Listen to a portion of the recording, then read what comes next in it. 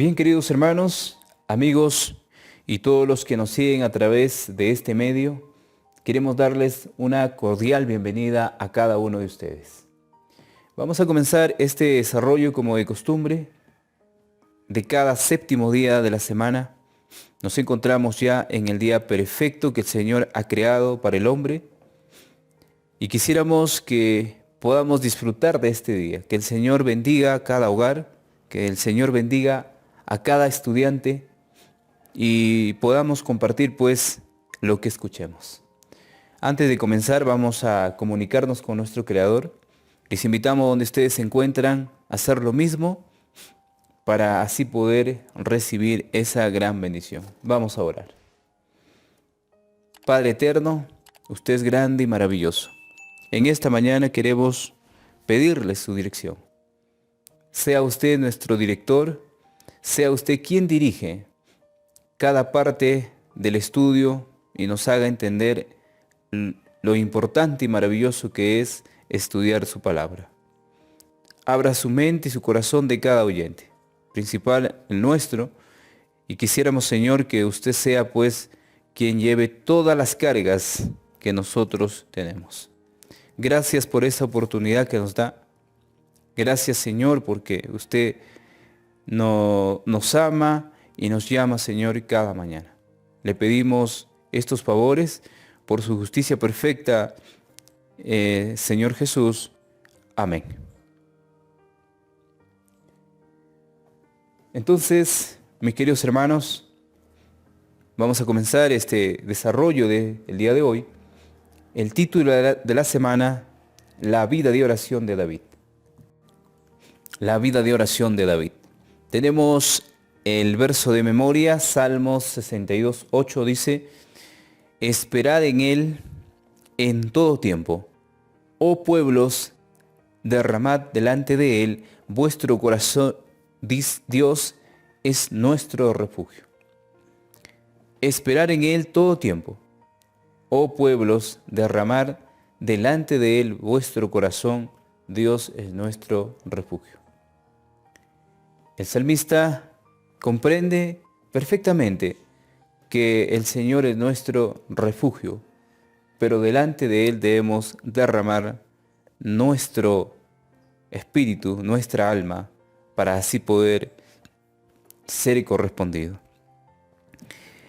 Señala en los tiempos del 17 de agosto de 1888 dice: la oración de David era dirigida continuamente a Dios. Su confianza estaba en Dios y caminó delante de Él de manera perfecta. Como lo hizo Enoc y como lo hicieron los patriarcas y los profetas, David estaba llevando ese legado, ese ejemplo que habían dejado nuestros padres. Su oración era dirigida continuamente a Dios. En quien podía confiar era únicamente en el Creador.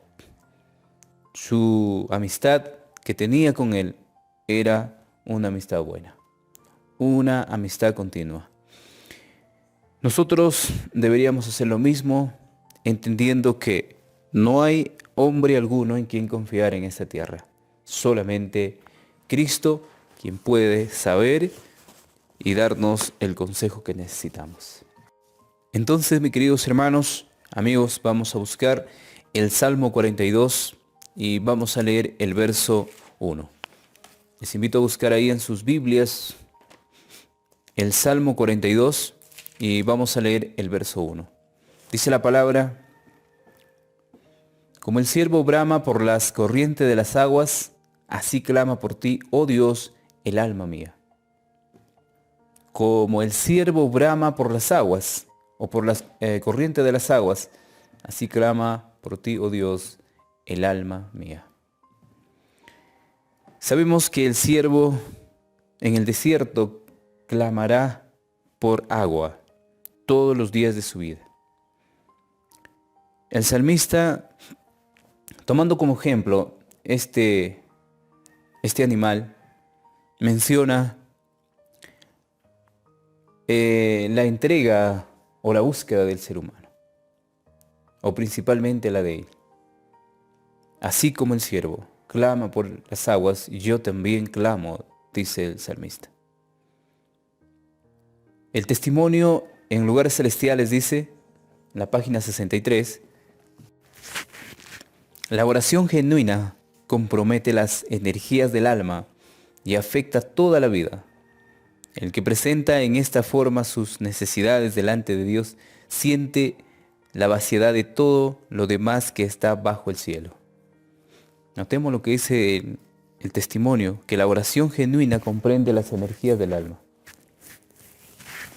Se recibe energía, así como un celular se recibe energía cuando ya está baja de batería. El ser humano, cuando busca a Dios en oración, recibe la energía completa para que su vida sea perfecta, para que su vida esté completa. Y lo interesante del testimonio dice, el que presenta en esta forma sus necesidades delante de Dios siente la vaciedad de todo lo demás que está bajo el cielo.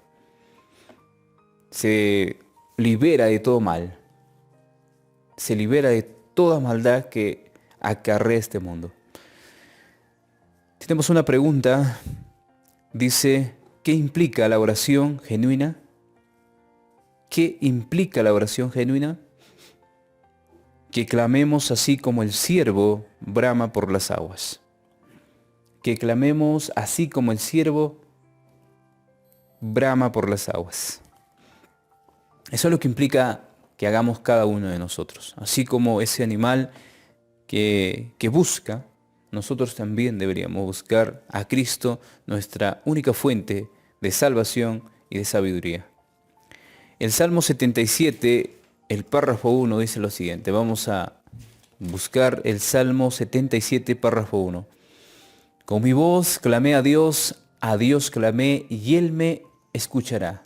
El salmista menciona que con su voz clamaba a Dios y Él escuchará esa petición. Si el hombre con un corazón contrito y humillado busca y clama al Señor, encontrará respuesta tarde o temprano. Eso tengámoslo por seguro, que el Señor hará su parte si nosotros también hacemos nuestra parte. El comentario bíblico en la página 1167 dice, pero mientras lloraba y oraba, obtuvo una visión más clara del carácter y de los atributos de Dios. Mientras él dice, oraba y lloraba de alguna manera, se quebrantaba, recibía esa visión perfecta del carácter de los atributos de Dios. Fue instruido por los agentes celestiales y llegó a la conclusión de que eran exageradas sus ideas de la severidad de Dios. Posiblemente nos ha pasado a muchos de nosotros al mirar a Dios como un Dios severo, como aquel Dios que castiga si nos equivocamos. Pero luego nos damos cuenta y el resultado que tenemos en nuestra vida no es así. Dios es amor. De alguna manera Él es juicio también para los desobedientes, pero Él es tardo en tener ira. Para airarse Él demora más de lo que uno se pueda imaginar. No es como el hombre. Entonces no comparemos a Dios como al hombre, porque Dios es amor. Y a veces estamos equivocados de esa parte que corresponde dar al Señor, de ese pensamiento perfecto. Dice la pregunta, ¿cómo pueden obtener una visión más clara de Dios? ¿Cómo puedes obtener una visión más clara de Dios? Orando con el corazón quebrantado.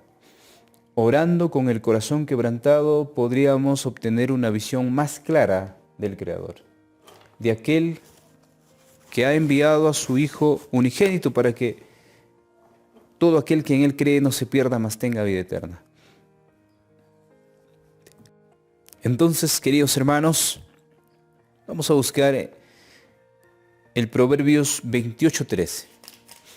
el libro de Proverbios, capítulo 28, y vamos a leer el verso 13.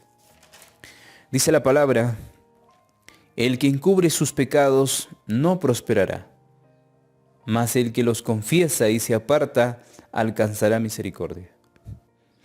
El que encubre, el que esconde, el que no confiesa sus pecados, no prosperará. David no escondía sus pecados. David cada momento mencionaba el pecado que podía cometer, aunque ya no se acordaba de alguna manera de los errores que había cometido antes, pero él creía que hasta con sus labios puede ofender cada momento al Señor. Entonces, dice el testimonio en Patriarcas y Profetas 818, grande había sido la caída de David, y profundo fue su arrepentimiento, ardiente su amor y energía, y enérgica su fe. Mucho le había sido perdonado, y por consiguiente él amaba mucho.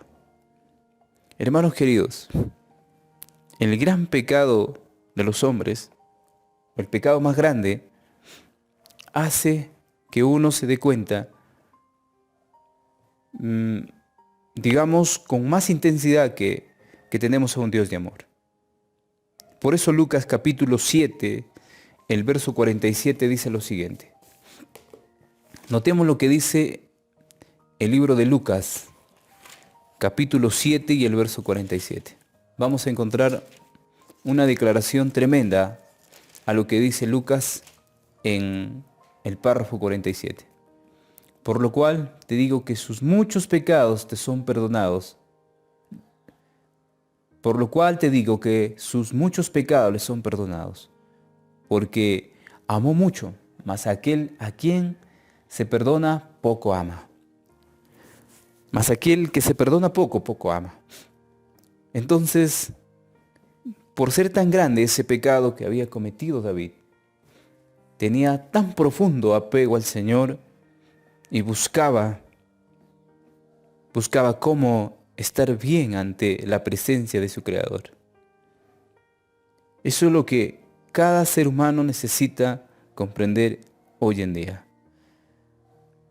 Necesita comprender que Dios es tan grande en amor y misericordia, y si nos perdona el grande pecado que hemos hecho, podríamos ponernos de la misma actitud que David y decir: grande es Jehová, grande es en su misericordia. Dice la pregunta: ¿qué debes hacer si caes en el pecado? Confesar nuestros pecados. Si nosotros caemos, deberíamos confesar todo lo que hemos hecho. David confesaba cada momento de su vida, porque grande había sido el pecado o la caída que había tenido. Debemos confesar nuestros pecados. Queridos hermanos y amigos, la vida de oración de David es un ejemplo para seguir hasta que Cristo venga por segunda vez. Aquel que sigue ese ejemplo llegará a tener el carácter de Cristo, porque a través del reflejo del poder que tiene la palabra en la mente del hombre puede transformarlo. Dice el Salmo 51, verso 10, les invito a buscar el Salmo 51, verso 10, y dice la palabra: crea en mí, oh Dios, un corazón limpio, y renueva un espíritu recto delante de mí. Crea en mí, oh Dios, un corazón limpio y renueva un espíritu recto dentro de mí. El salmista David pedía en oración crear un corazón limpio, un corazón nuevo, una vida nueva, para que así pueda servir tranquilamente a su Creador. Dice el comentario bíblico 1186, la página: debe limpiarse el alma del espíritu egoísta. Deben trabajar fervientemente y con humildad de corazón, acudiendo cada uno a Jesús en busca de conducción y valor. Entonces el edificio debidamente ensamblado crecerá hasta ser un templo santo en el Señor. Debe limpiarse, dice, el alma del espíritu egoísta. Muchos de los personajes de la antigüedad comprendieron perfectamente que deberían limpiar el alma. Comprendieron perfectamente que deberían tener un carácter perfecto, el carácter de Cristo. Lo lograron con su continua búsqueda. Aún en las pruebas llegaron a entender que hasta lo amargo es dulce. Nuestro deber de cada cristiano en esta oportunidad en la cual estamos es hacer lo mismo que hicieron ellos. Dice la pregunta: ¿cómo puedes recibir un corazón nuevo? Limpiando el alma del espíritu egoísta. Limpiando el alma del espíritu egoísta. Podemos lograr que grandes cosas ocurran en nuestra vida. Vamos a buscar el Salmo 119, verso 10. El Salmo 119, verso 10.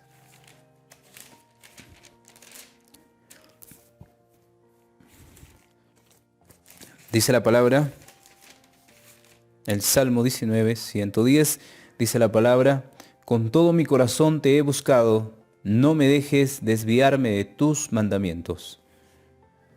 Dice, con todo mi corazón te he buscado, no me dejes desviarme de tus mandamientos. Menciona el salmista porque tenía una entrega total. Dependía completamente de Dios. No había otra cosa que no haga de buscar y pedirle todo lo que era correcto para él. Un ser humano necesita de Dios. Un ser humano necesita de ese apoyo, de ese abrigo del Altísimo. Dice nuestra elevada vocación, página 133, contadle a Jesús con sinceridad vuestras necesidades. No se requiere de vosotros que sostengáis una larga controversia con Dios, o que le prediquéis un sermón, sino que con un corazón afligido a causa de vuestros pecados digáis: sálvame, Señor, o pereceré. Para estas almas hay esperanza. Ellas buscarán, pedirán, golpearán y encontrarán. Cuando Jesús haya quitado la carga de pecado que quebrante el alma, experimentaréis la bendición de la paz de Cristo. Cuando nosotros hayamos quitado esa carga, entonces recibiremos esa bendición total. Recibiremos esa respuesta a lo que corresponde a nuestra pregunta. Hermanos queridos, dice: ¿cómo puede mi vida piadosa ser más parecida a la de David? ¿Cómo puede ser mi vida piadosa más parecida a la de David? Teniendo un corazón afligido a causa de vuestros pecados. Teniendo un corazón afligido a causa de vuestros pecados. Eso es lo que podemos encontrar nosotros si llegamos a acercarnos más a Dios. Llegamos a la última pregunta y está en Proverbios capítulo 28, verso 13. Proverbios capítulo 28, verso 13. Dice la palabra: el que encubre sus pecados no prosperará, mas el que confiesa y se aparta alcanzará misericordia. A lo que acabamos de leer, el que encubre, así como dice también Primera de Juan 1:9, al que confiesa, dice, sus pecados, el Señor es fiel, justo para perdonar sus pecados. Testimonio para la Iglesia, el tomo 5, página 634, dice: los pecados graves tienen que ser censurados como corresponde. Todos los hijos de Dios debieran acercarse más a Él. Entonces verán el pecado en la verdadera luz y comprenderán cuán ofensivo es para Dios. El testimonio claro y directo debe vivir en la iglesia, porque en caso contrario la maldición de Dios descansará sobre su pueblo con tanta seguridad como pesó sobre Israel debido a sus pecados.